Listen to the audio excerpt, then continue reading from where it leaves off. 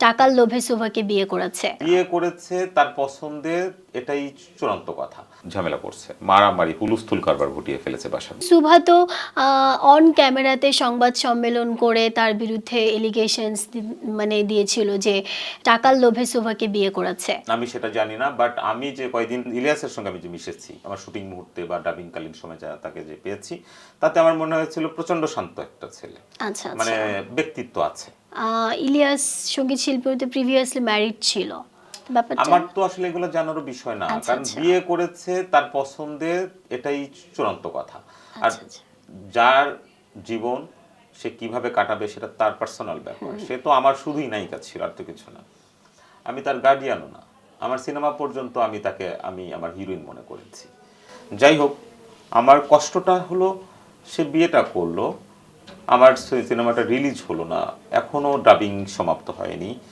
ওই যে রাতে আমার বাসা পর্যন্ত তারা এসেছিল, আমি আর সুন্দর করে বুঝিয়ে দিলাম যে বিয়ে তো করেছো, দ্বিতীয় আর কোনো যাতে ঘটনা না ঘটে সেদিকে একটু খেয়াল রেখো।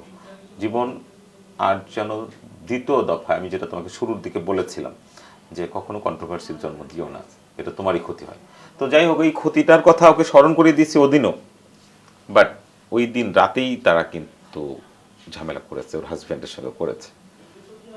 আমি পরের দিন ডাবিংয়ের জন্য যখন ফোন দিই, তখন জানতে পারি ওর হাজব্যান্ডই ফোন ধরে যে ভাইয়া ও তো অসুস্থ। অসুস্থতা অসুস্থ অসুস্থ এই কথা শোনার পরে আমি ডাবিংটা বন্ধ করে দিয়েছি। পরবর্তীতে বিকেলবেলায় জানতে পারলাম যে অসুস্থ বলে কিছু না, অ্যাকচুয়ালি ওর প্রবলেমটা ঝামেলা করছে, মারামারি হুলস্থুল কারবার ঘটিয়ে ফেলেছে বাসার মধ্যে। আচ্ছা তো আচ্ছা শোনার পরে আমি সে লাইভে চলে আসছে, আবার সেই নাসিরের মতো করে লাইভে চলে আসছে ঘটনা। আচ্ছা আচ্ছা। আমি জানার পরে এত শকড হয়েছি যে একদম শেষ মুহূর্তে আমার বসন্ত বিকেল রিলিজ করব, এই সময় যদি এই ঘটনার অবতারণা হয় তাহলে আমি সিনেমাটা দেখবে কারা? বিশ্বাস করবেন, আমি খুব স্বপ্ন নিয়ে বসন্ত বিকেল নির্মাণ করেছিলাম। আমার অন্য সিনেমার তুলনায় আমার পরিশ্রুত রক্ত, আমার শুদ্ধ ঘাম, আমার স্বপ্ন বিনিয়োগ করা হয়েছিল সবচেয়ে বেশি পরিমাণে এখানে। দুঃখজনক সত্য যে আমি সর্বোচ্চ পরিশ্রম, সর্বোচ্চ মেধা প্রয়োগের চেষ্টা করে এত সুন্দর একটি সিনেমা নির্মাণ করার পরে দর্শকের কাছে আমি বিতর্কিতই হয়ে গেলাম। কারণ শুধুমাত্র এটার জন্য মূল দায়ী ছিল শুভা।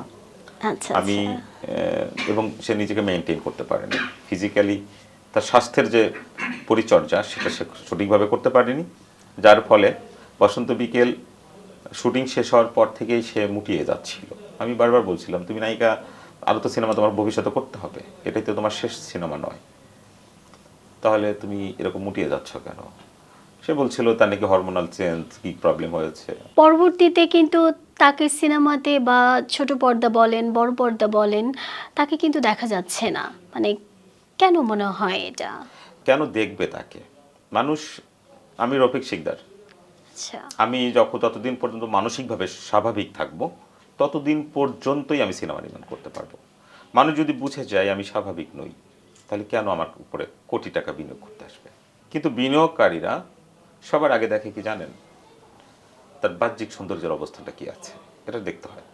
দর্শকও এই চিন্তাটাও করে। আমি যাকে তাকে নায়িকা বানিয়ে ফেলতে পারি না, যাকে তাকে নায়কও বানিয়ে ফেলতে পারি না। তার যে আচরণগত বিষয়গুলো অত্যন্ত আপত্তিকর, তার মিডিয়ার সামনে যে নিজেকে উপস্থাপন করা সেটাও আপত্তিকর উপায়ে সে উপস্থাপন করে নিজেকে। আমি জানি না এটা ইন্টেনশনালি করে কিনা, আমি সেটাও আমার কাছে মাঝে মাঝে মনে হয় এটা।